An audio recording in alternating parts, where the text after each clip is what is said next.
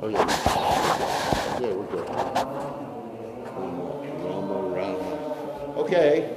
Okay, gang.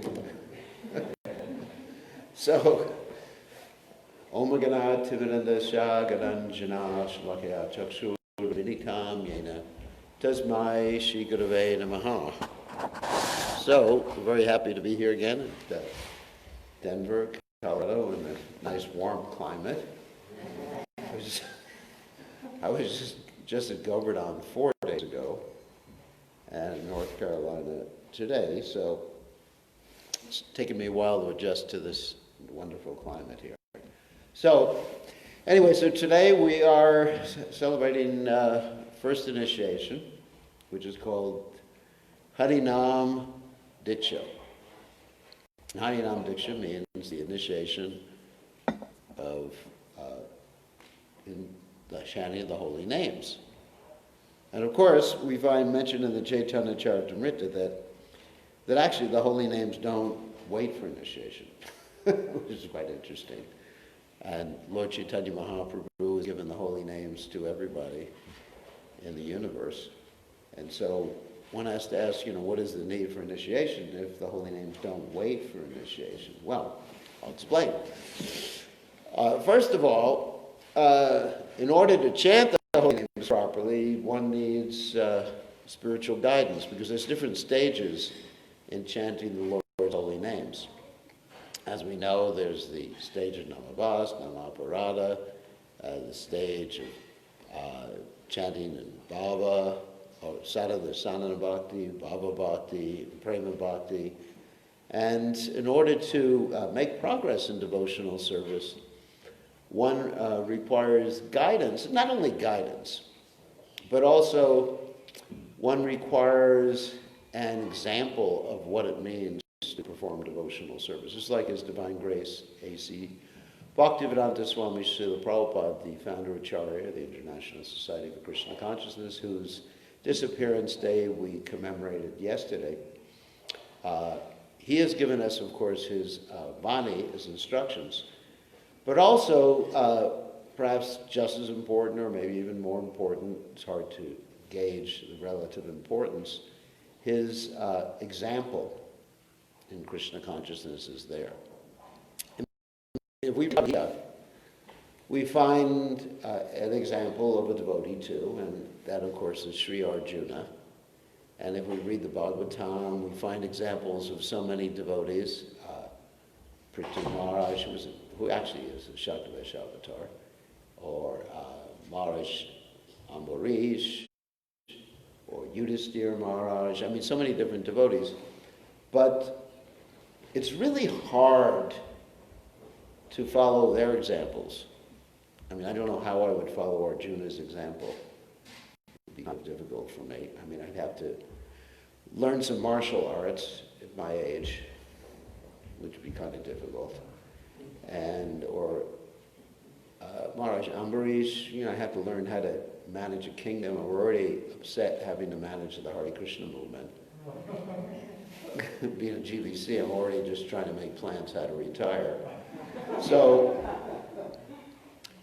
how can I be a devotee of Krishna? So, therefore, I have the example of His Divine Grace Srila Prabhupada, who I have described many times as Bhagavad Gita in action. That's what we call Srila Prabhupada our Acharya. There's two things, Prachar and Achar. Prachar means the instructions, which Srila Prabhupada certainly gave us in voluminous instructions in Krishna consciousness. And then there's the Achar, or the example. As Krishna says in the Gita, Yad Yad Acharati Shreshtas Tatat Evetaro Janaham.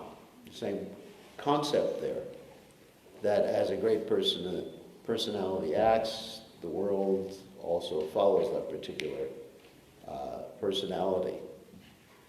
Unfortunately, that also refers to the material world, where right now we have some really not so great personalities in charge of our country. I don't want to get into the details. And you got people following that particular individual's example, which is creating havoc in society. But spiritually, the principle is there too.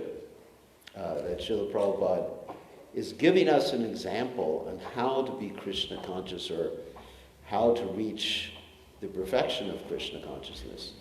And one of the primary examples that Srila Prabhupada is giving us, I'm going to go through one or two of the examples, but I would say the primary example that inspires me is Srila Prabhupada's dedication to the service of his spiritual master. Because Srila Prabhupada was very much struck when he read Vishwanath Chakravarti Thakur's commentary on the Gita, in which Vishwanath Chakravarti, to summarize it, Vishwanath Chakravarti Thakur's last verse of the Guru Vashika summarizes that. Yasha prasada bhagavat prasada yasha prasada nagatikitopi. That by the mercy of the spiritual master one gets Krishna, without the mercy of the spiritual master, one doesn't get Krishna. So Srila Prabhupada, by his example, showed us the topmost example of Guru Seva. What I mean by that is that Srila Prabhupada got an instruction from his spiritual master, actually the first time he met his spiritual master, his life instruction from his spiritual master, and that instruction was to preach in English, and obviously that means preaching in the Western world. And from that point onward, Srila Prabhupada made that instruction the very focal point of his life. And not that Srila Prabhupada went to the Western world immediately, but Srila Prabhupada, every action that Srila Prabhupada did was in the attempt to fulfill that instruction of his spiritual master. Even Srila Prabhupada's doing business, he was engaged in the pharmaceutical industry, as we know. Actually, it's interesting, one devotee, just a funny story, one devotee one time had to go to jail because he had some previous drug offense. And he explained to Prabhupada, I was dealing drugs, and Prabhupada said, me too, because Prabhupada was engaged in the pharmaceutical pursuits. And Prabhupada was not dealing in illegal drugs. So, even Prabhupada's business dealings were meant to raise money so that Prabhupada could carry out the mission of his spiritual master, which is to preach Krishna consciousness in the Western world, and publish books which were required in order to preach Krishna consciousness in the Western world. So Prabhupada was always focused on the order of his spiritual master.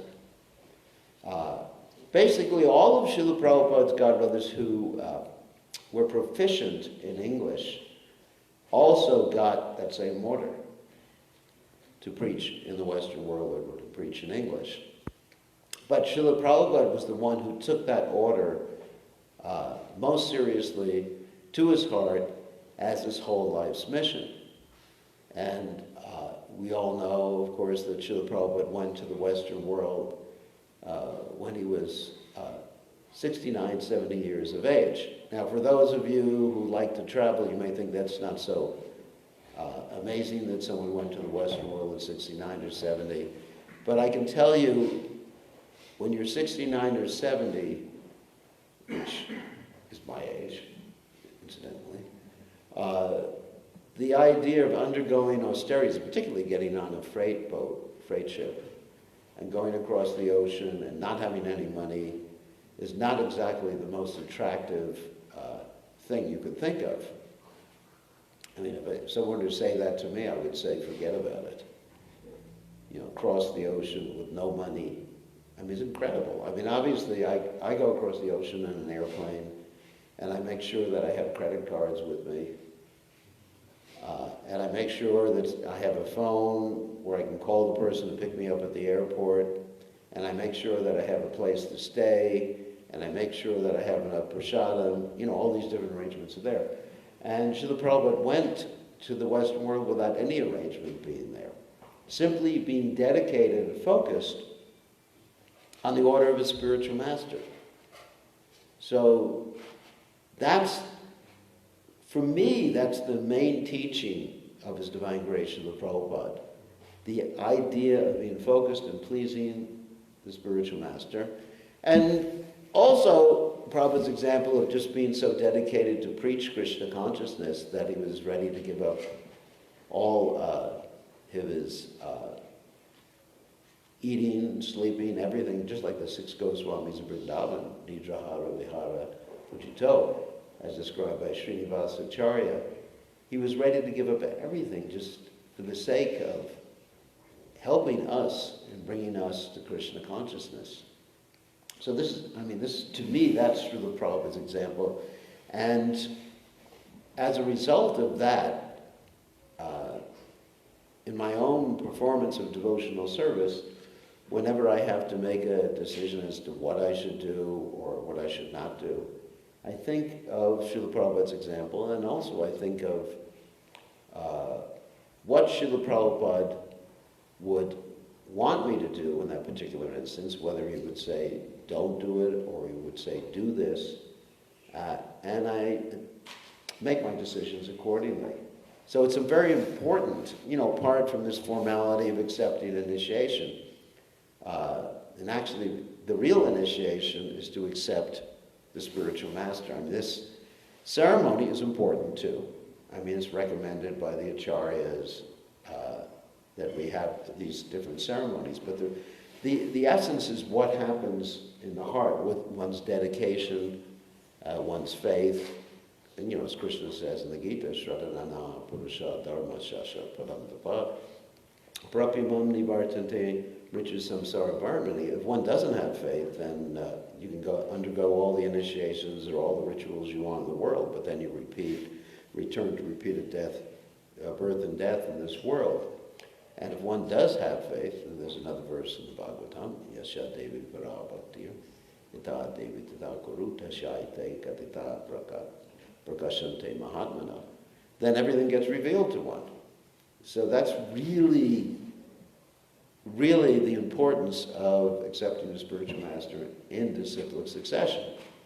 Of course, one has to be careful who one accepts as a spiritual master in disciplic succession, and there's all these standards listed in the Vedic literatures, Tadviganartum Sagurumeva Bigachet, Samit Pani Shrotriyum Brahmanishtam. And these qualities also very much connect with the dedication to the spiritual master.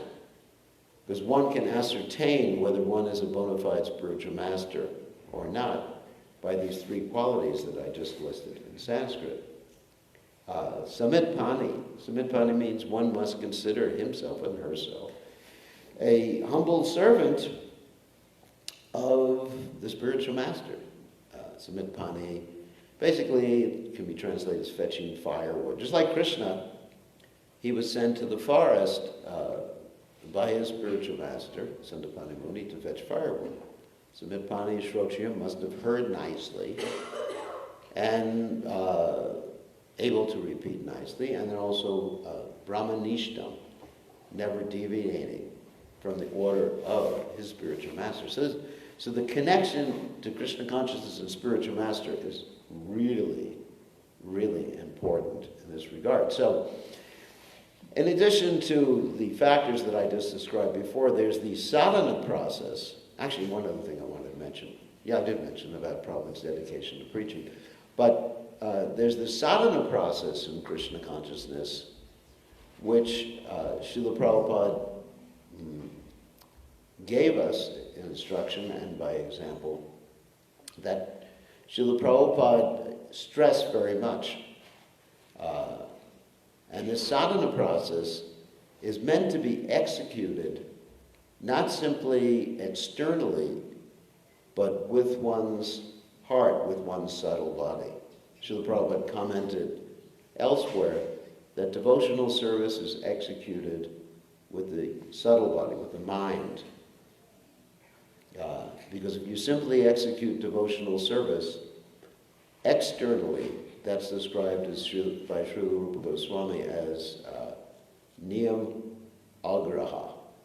That means doing devotional service in a very ritualistic way. So Srila Prabhupada instructed us that we should do devotional service with the heart, with the right intention, with the sankalpa. Just like sometimes devotees ask the question, how can I chant Hare Krishna attentively? Because the mind is continually wandering from one thing to another as I am attempting to chant the holy name. And the answer is to have the right intention as one is chanting. Right intention means that one has to focus oneself on one's spiritual desire. And if one has that focus on one's spiritual desire, as you're chanting, then your mind will naturally be focused on the holy names. And of course, we do often speak, and we have to speak at the time of initiation, about the 10 offenses, the offenses to be avoided. What I like to do when I'm speaking about these 10 offenses, or the offenses to be avoided when chanting Hare Krishna, I like to present them in a positive way rather than a negative way. As I often say, you can't do a don't. So it's easier to do a do than to do a don't. So let me explain the 10 offenses that will help us know what to avoid by doing something positive. So the first offense, let's explain the negative aspect too first, and then I'll explain it in the positive. First offense, of course, is generally explained as blaspheming the devotees of the Lord who have dedicated their lives to propagating the holy name of the Lord. So let's put that at a positive, rather than thinking of not doing something. Because actually, the more you think of not doing something, you actually think of that thing more and more. Like if I tell you, for example, let's say there's some food that you're very much attracted to eating, and you're sitting here in class and you're supposed to hear class, and let's say most people, their favorite food of most people is pizza. I hope I have that right. Even when I'm in India, I ask people in India, what's your favorite food? And you would think they would say halwa, samosas, pakoras, or something like that. And they all say pizza. So let's say I tell you all, as you're listening to my discussion class, don't think of pizza. I don't want any of you to think of pizza. That's an order. Don't think of pizza. Don't think of pizza with a lot of cheese on it, with tomato sauce. And if you don't follow so strictly, mushrooms. Anyways, don't think of that. That's an order. So who is able not to think of pizza when I'm telling you not to think of pizza? No one. Everyone is picturing in their mind. Probably half of you are salivating. So doing a don't really doesn't work. So as far as a do, all right, so let's go back to the offenses. I just gave you an example. Let's go back to the offenses, who not blaspheme the devotees. All right. And so instead of that, we should say serve the devotees, praise the devotees. Because what's the opposite of blasphemy? Praising. Thinking positively about all the devotees. Seeing the moon rather than seeing the little spots on the moon. There's an interesting story in an interaction between Radha and Krishna. That one time Krishna said, your face is like the moon, and Radharani got angry. She said, you think I have spots all over my face? Another time Krishna said, anyway, some Rasika stuff for you. Another time Krishna said, your face is like the moon. He used the word Chandra, like Chandravali. So your face is like Chandravali, Radharani's so-called competitor, and she got angry also. So anyway, when we see the moon, just like I was at Govardhan, there was a very beautiful moon. And I didn't see the spots, I just saw the moon. So we see in dealing with Vaishnavas, and actually dealing with anybody, we should see the good qualities. Like Prabhupada was like that. When he was dealing with someone, he didn't harp on their bad qualities, and certainly we, including myself, especially myself, had so many good qualities, but bad qualities. And then Prabhupada would just simply see what someone had done, and he would praise what someone had done and ignore the bad stuff. Which, in my case, there was actually tons of bad stuff. So that's the positive. Whenever you see a devotee, praise them, serve them, see their good qualities, then you won't make that offense. Of course, the second offense is to consider the names of the demigods like, well, of course, that's not a real problem for most of you, because I don't think some of you from India here, like demigods like Lord Shiva, and etc., to be equal to or independent of the holy name of Lord Vishnu. Basically, just to see the demigods, Ahamadevi Devanam, Krishna is the source of the demigods are all servants of the Supreme Personality of God. See them like that. Don't be negative towards them. Actually, it's said that if one criticizes the demigods, that's one aspect of the second offense on chanting. One should neither criticize nor consider them equal, or their names to be equal to the name of Lord Vishnu. So we can appreciate the demigods. Just like many times I am speaking, preaching to people who are from India or from Indian culture. One of the places where I do a lot of preaching is Fiji, and people are very attached to demigods there, extremely attached to demigods. In fact, when a devotee when someone joins the Hare Krishna movement, if they happen to get sick, their family says, that's because you're not worshiping this demigod, or that demigod. So it's very hard for them to give up the demigod worship. So I just say, consider the demigods to be servants of Krishna. If you're really attached to them, put them on the lower level of the altar. Offer food to Krishna first, and you can offer some food to the demigods later, the prasad to the demigods later on. Just like in Bhubaneswara, they worship Lord Shiva. And guess what Lord Shiva takes as his food? He takes the remnants of Lord Jagannath. Every day, when they offer to Lord Jagannath, so many times a day, they transport Lord Jagannath's Mahaprasad to Bhubaneswara, so that Lord Shiva can eat Lord Jagannath's Mahaprasad, and that's nice. Nothing wrong with that. So anyway, be positive even about the demigods. Next offense, in the negative, is to disobey the order of the spiritual master. The obvious positive is listen. Obey. No, not blindly. Prabhupada said, absurd inquiries and blind following are to be condemned. So one should not follow blindly. One should use their intelligence. Because there's that typical example of when the devotees just agreed with everything Prabhupada said, and when Prabhupada said something, I'll tell you the story in a second, when Prabhupada said something, to trick them, they had even agreed with that too. They were walking in the beach in California, which is much warmer than here, and they walked by and they saw somebody with a big car, because sometimes there's big cars in California, like Rolls Royces. And Prabhupada said, in the future in our Hare Krishna movement, we will have so many big cars like this. And everyone said, Jai Prabhupada. And then they walked a little more, and eventually, a big building, and Prabhupada said, we will have so many big buildings, and the devotees said, Jai Prabhupada. And then they walked a little more, and someone had a big German Shepherd or some other dog.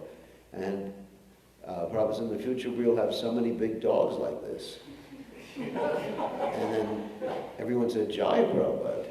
And Prabhupada said, you're simply foolish. You agree with everything I say. So Prabhupada very much appreciated when someone not disagreed with him, but when someone gave him some feedback. In fact, you find Prabhupada's dearmost disciples, Tamal Krishna Maharaj, he was known for giving Prabhupada feedback. A lot of feedback. There's that interesting story. Even sometimes he apparently disagreed with Prabhupada. Like the story when Prabhupada was a little upset with him because he and his Radha Damodar party were stealing brahmacharis from the temples. It was an interesting story. The Radha Damodar bus, and I believe it happened here also in Denver too, many years ago. Radha Damodar bus would pull up to a temple, and the devotees in the Radha Damodar bus would convince the brahmacharis that their business was not to live in a temple but to travel with sannyasis. So the temple president would wake up the next morning and find all the brahmacharis gone. And they'd all be gone, just be him and his wife from Mangalarti. So the temple presidents complained to Prabhupada, and Prabhupada basically was chastising him. I mean, one should be ready to be chastised by the spiritual master. And Tamal Krishna Maharaj said to Prabhupada, "What do they want to do with me? They want to send me to China?" And then what happened at that point, Tamal Krishna Maharaj left the room, and Prabhupada was thinking about it, and he was thinking, yes, it's a good idea to send him to China. And then Prabhupada sent another devotee to call Tamal Krishna Maharaj back in. Tamal Krishna Maharaj was in the temple room attending RT or something. And Tamal Krishna Maharaj first said, "I'm not going back to see Prabhupada," because he knew what it was about. And then finally he goes, and Prabhupada said, "Krishna was speaking through you." China. And then Tamal Krishna Maharaj said, "No, I was just joking. China, Timbuktu, wherever it is, I was just joking." And Prabhupada said, No, Krishna was speaking through you." And Tamal Krishna Maharaj basically in the beginning said, "I'm not going." And then Prabhupada said, "If you don't go, I'm taking all your service away from you, and all you can do is stay here in Mayapur and chant." So Tamal Krishna Maharaj agreed to go. And because he agreed to go and follow the order of Prabhupada, and ultimately he did agree to everything Prabhupada asked him to do. We have so many nice Chinese devotees now. I don't know if any of you have seen the films of the hundreds, thousands of devotees chanting the holy names in China. It's amazing. It's one of our largest yatras now, that and the Russian yatra. So, one doesn't follow the spiritual master blindly. One can ask for clarification or present one's own opinion. But ultimately, one should follow the order of the spiritual master. But one should always ascertain according to the standard of Guru Shastra and Sadhana. In other words, one should examine orders according to Guru Shastra and Sadhana. It fits in those three standards, the checks and balances we have.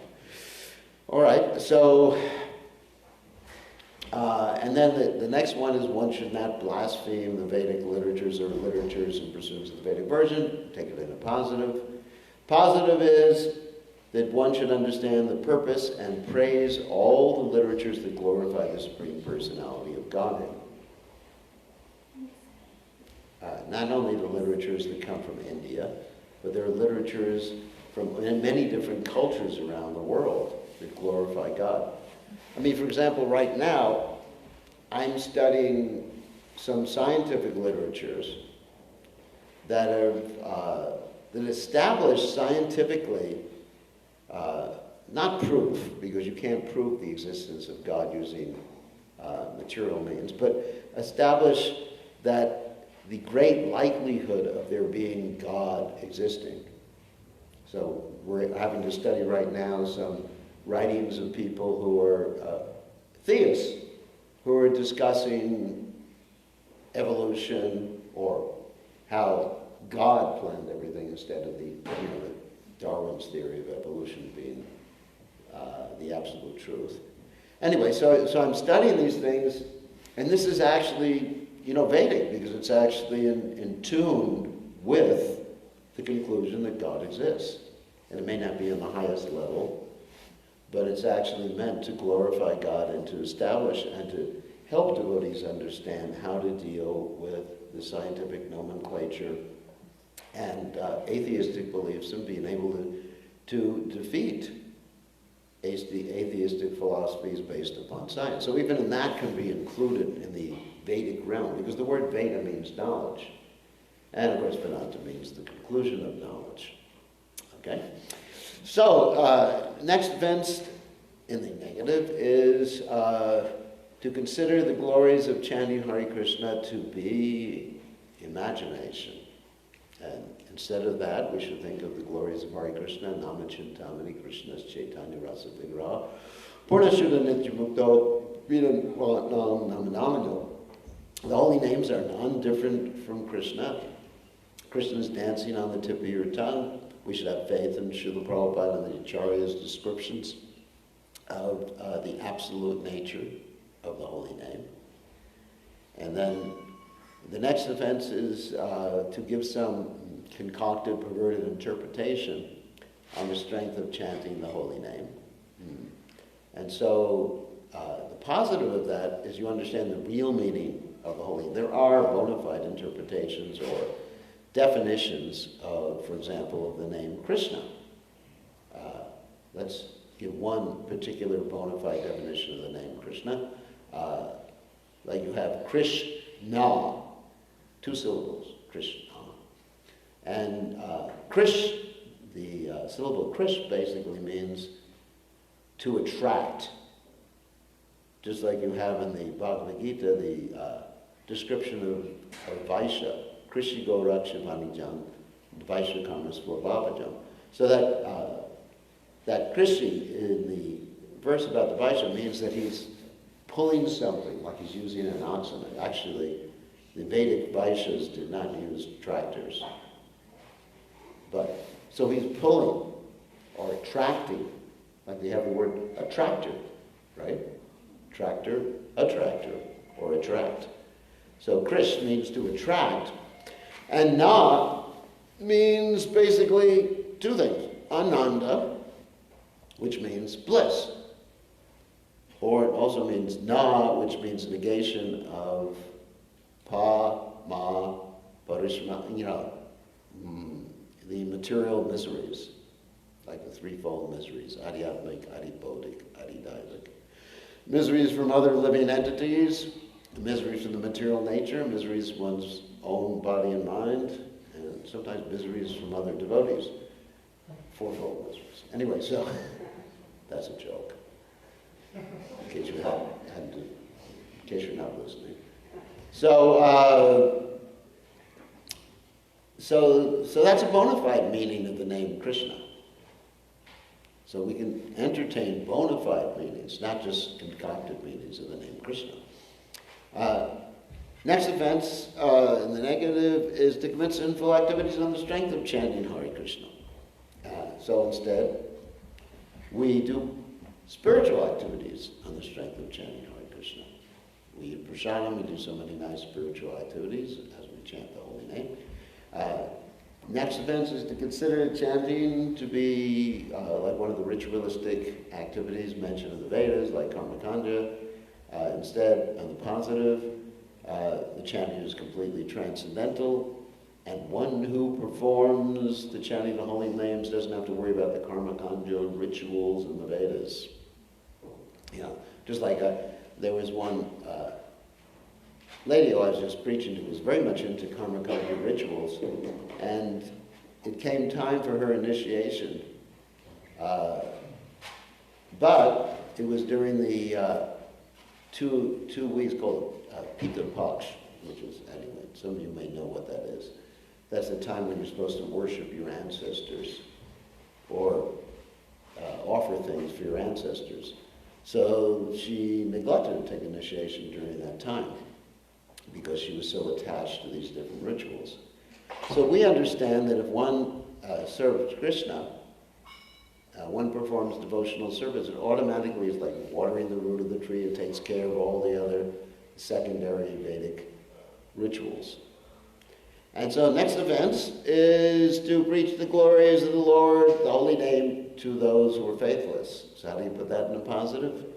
That you present Krishna consciousness in such a way that people can digest it.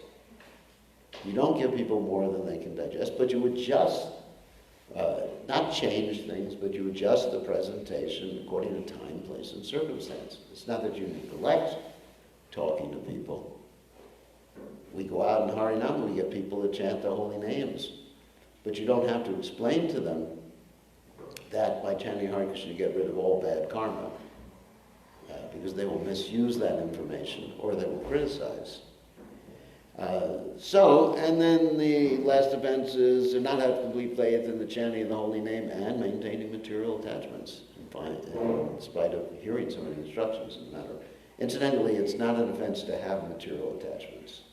That may come as a relief to all of you. It's an offense to maintain them. So the idea, the positive, is we should be trying to get rid of these things which are called anarthas. Anarthas means unwanted things like lust, anger, greed, illusion, envy, fear, and the way you get rid of them, the way you actually deal with the anarthas, first of all, you got to be aware of them. That's really important. And then also be aware of where they come from. Vishwanath Chakravarti Thakur mentions that anarthas come from 4 different sources.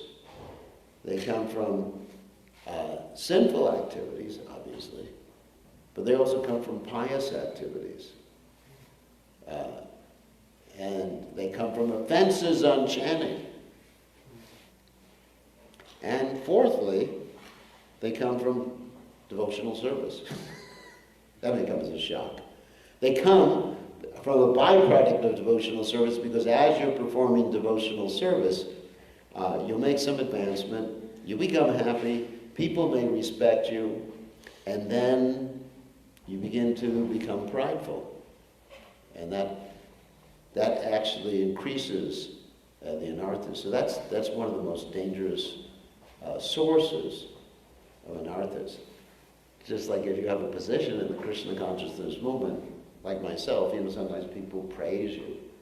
And if you happen to be a guru, they write a whole book about you every year. Can you imagine a whole book about you, telling everybody how nice you are, with pictures. It's better than my birthday party when I was a little kid. It's better than, of course, I was brought up in a different religion. It's Jewish religion. It's better than my bar mitzvah when I was 13. So that happens, even if you're not a guru, but even if you've got, let's say, temple president, or GBC, or head cook, or head pujari, or any sort of devotee, you sort of get praise. People appreciate, oh, you're developing saintly qualities. Wow, I'm a saint. So one has to be very careful about these anarthas.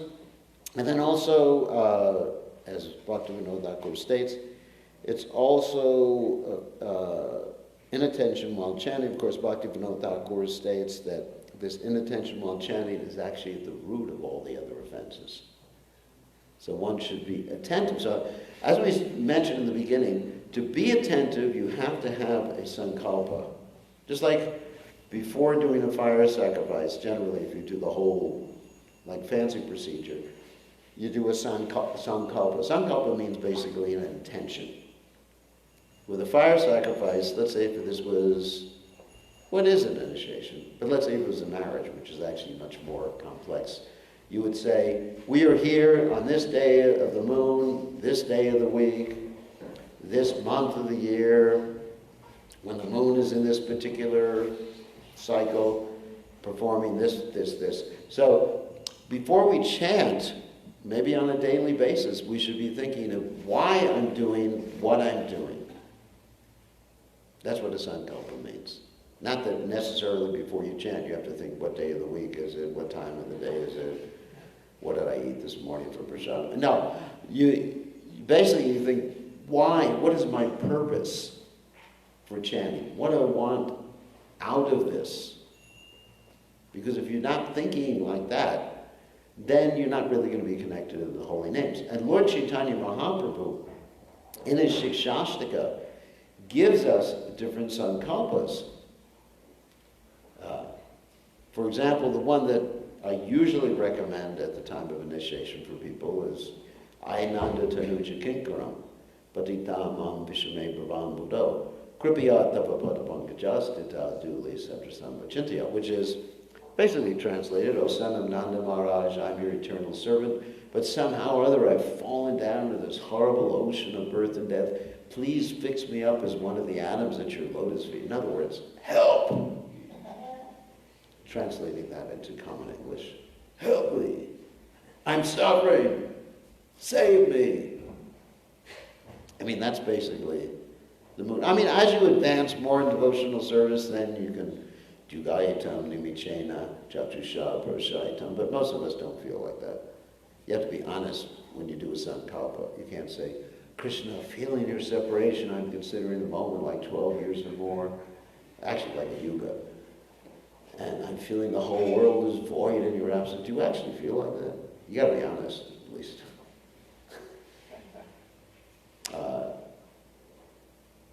Basically, probably not, unless you're really on an advanced level of devotional service.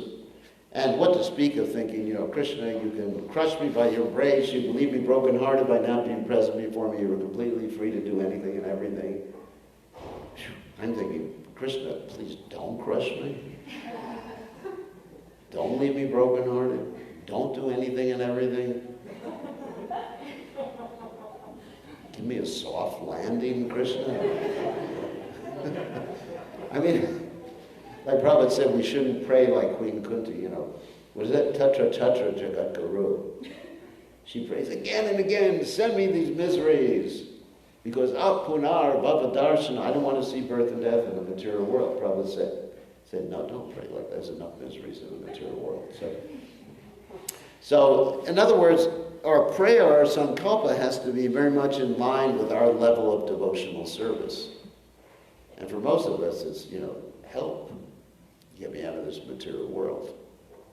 Or it can be glorification, like, Krishna, Namakari, Balda, Nijashava Shakti. Krishna, you've invested your transcendental potency in all your holy names. But unfortunate as I am, I have no attraction for this.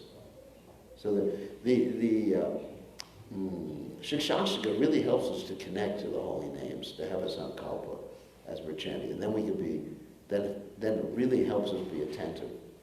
Okay, so having good sadhana, getting back to the point of Prabhupada's example, it's important to bring others to Krishna consciousness. As Krishna says in the Gita, no one is more dear to me than he or she who teaches this Bhagavad Gita to others, who brings other people to Krishna consciousness. And the method, one thing I wanted to mention in regard to yourself, Diana, because how you came to Krishna consciousness is very interesting, because I want to tell the story as part of the lecture. The way we bring people to Krishna consciousness is by loving exchanges. Krishna states, or Rupa Goswami states, in the Upadeshamrita, Dadati Pratigamnati, Bhuviyam Princhati, Bhunte Bhoshite Chava, the loving exchanges. In other words, showing people that we care. And I'll tell the story of how she came to Krishna consciousness, my interactions with her, and how come I'm initiating her, and what the connection is right here. So once upon a time, about 30 years ago. No, seems like a long time ago. Once upon a time, Diana was visiting New Zealand, staying at a friend's house in New Zealand. I happened to be in New Zealand at the time.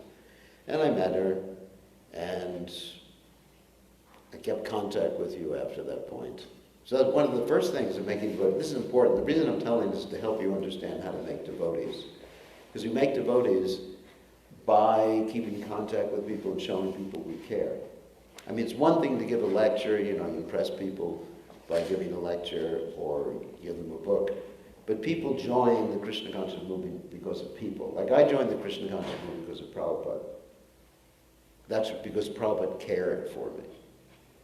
The other devotees were driving me away. It's okay.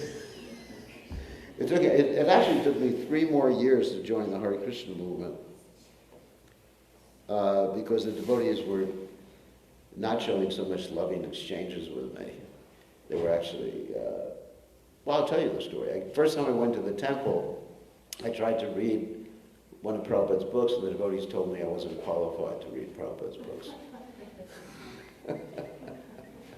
Second time I went to the temple, the devotees told me I was going to hell. And not coming from a Christian background, I didn't appreciate that. So, so I really started avoiding the devotees for about 2 or 3 years after that. This is before any of you were born, like 1960 something. And then finally, I got a chance to meet Prabhupada, and because I was so overwhelmed with Prabhupada's compassion, that's why I decided to do something I never wanted to do in my life, which was to shave my hair off, because I was part of the hippie generation, long hair, long beard. The temple president says that after I joined, he could see me for the first time. That was Rita Anandamara. She was married at that time. He was the temple president. Anyway, so because of Prabhupada, because of persons, in other words, we talk about spiritual master and other devotees, because of persons we actually joined the Krishna consciousness movement. And it was because of Prabhupada.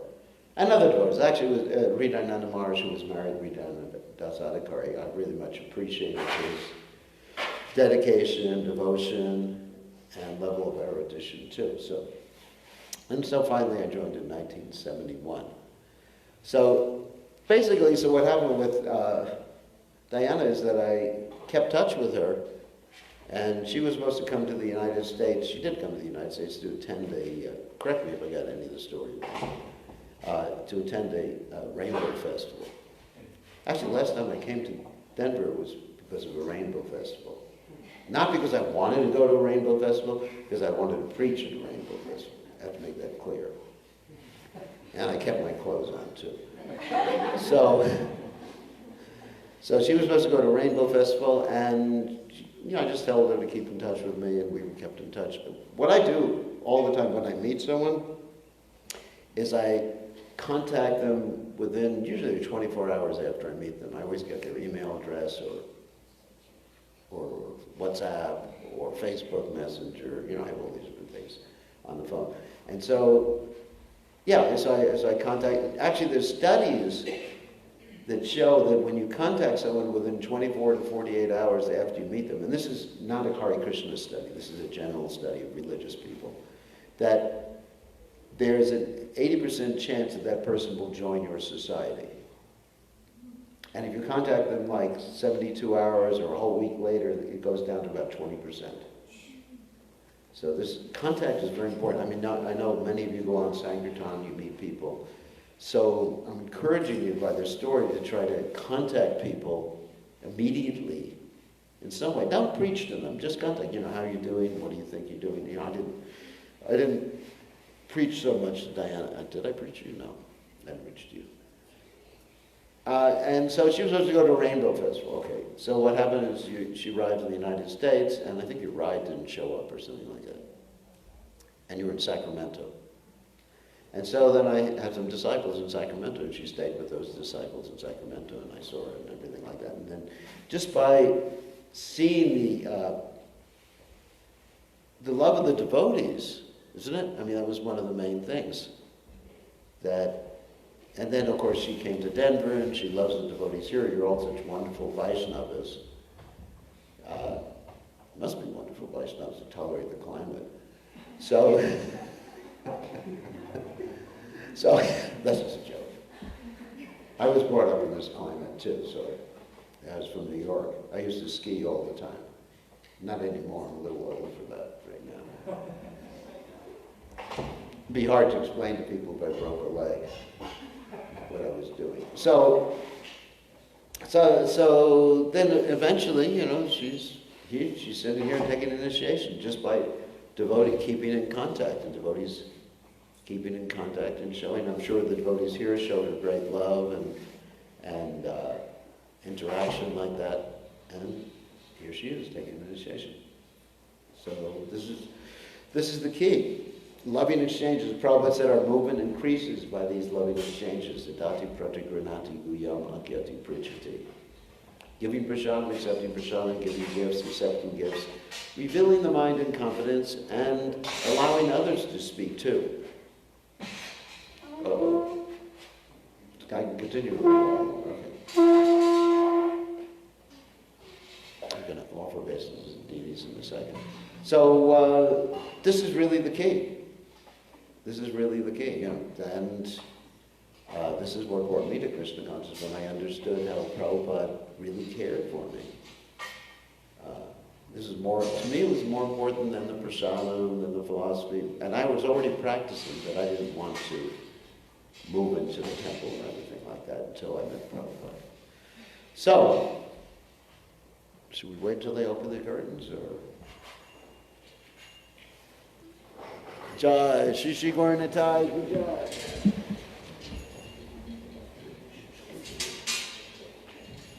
Govinda ki Jai.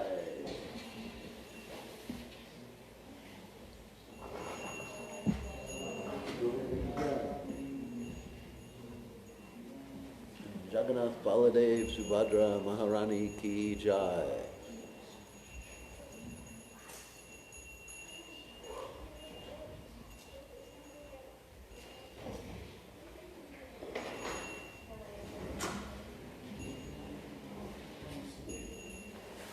Okay. All right. So, one additional thing I wanted to mention is that when we're taking initiation in ISKCON, we're taking an initiation in ISKCON to serve Srila Prabhupada's mission. Not my mission, but Srila Prabhupada's mission.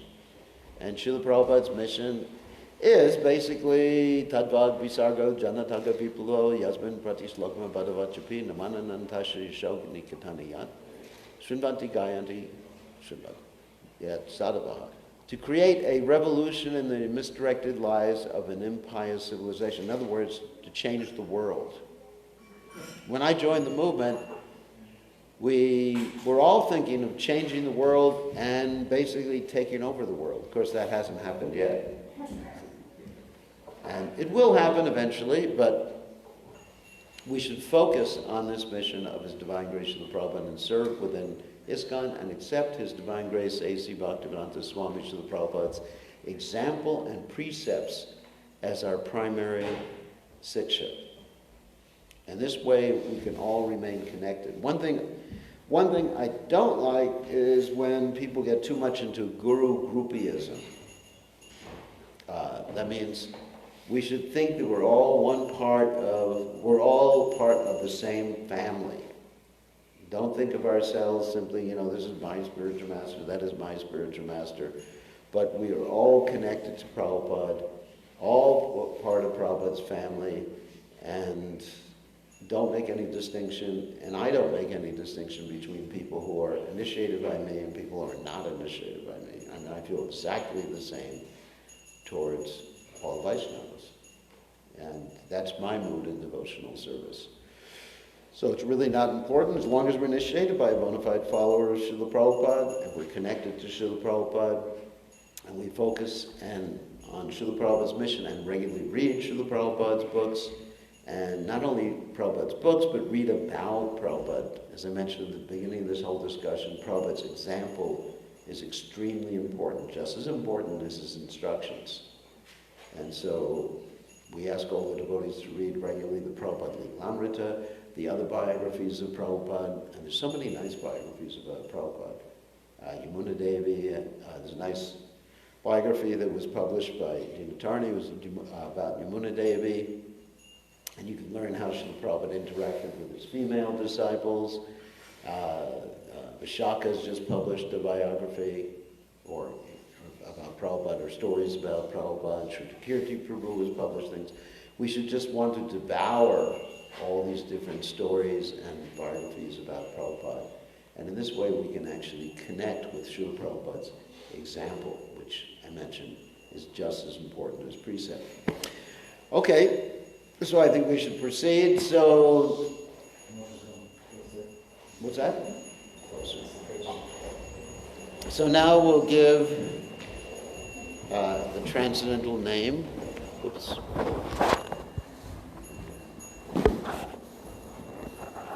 And Diana will take her vows. So the procedure at this point is that, actually we should go to the neck crease now.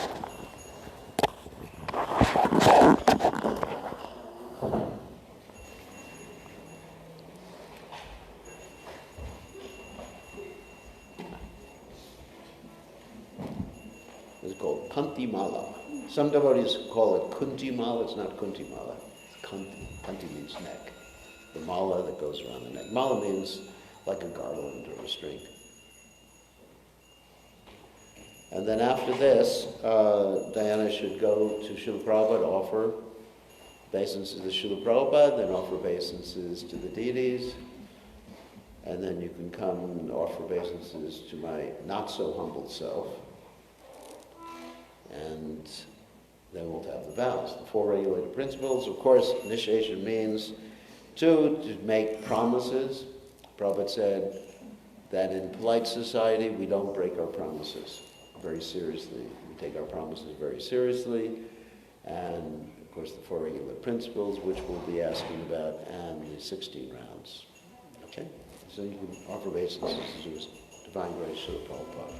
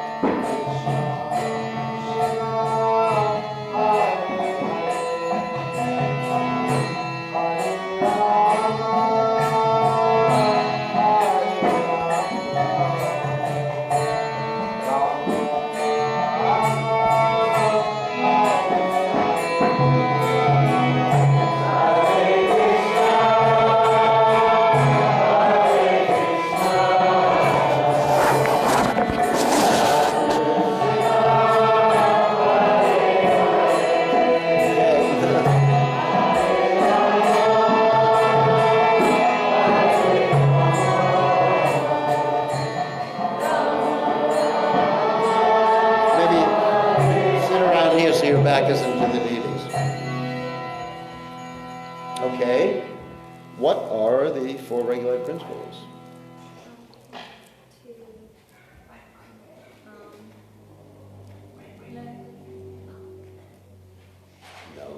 Know this, know this, know this, know that.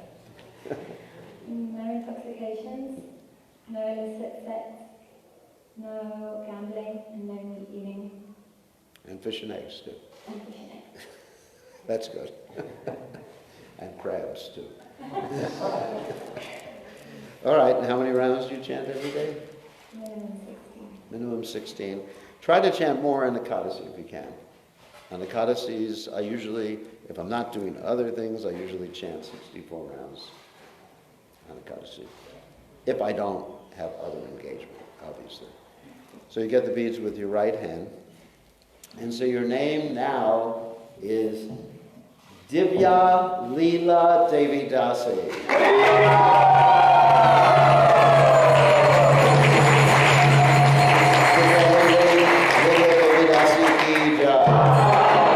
So of course that means, Leela means pastimes, Divya means transcendental. So servant of Krishna and Radharani's transcendental pastimes. Divya Leela Devi Dasi. It's a nice name, isn't it? Let it go.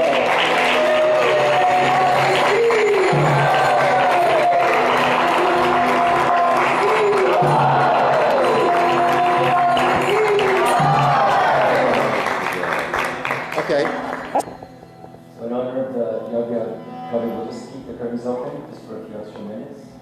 Everyone will be very happy to honor the ceremony. And on that, could you just read some soft serenading kirtan, just while I keep them there.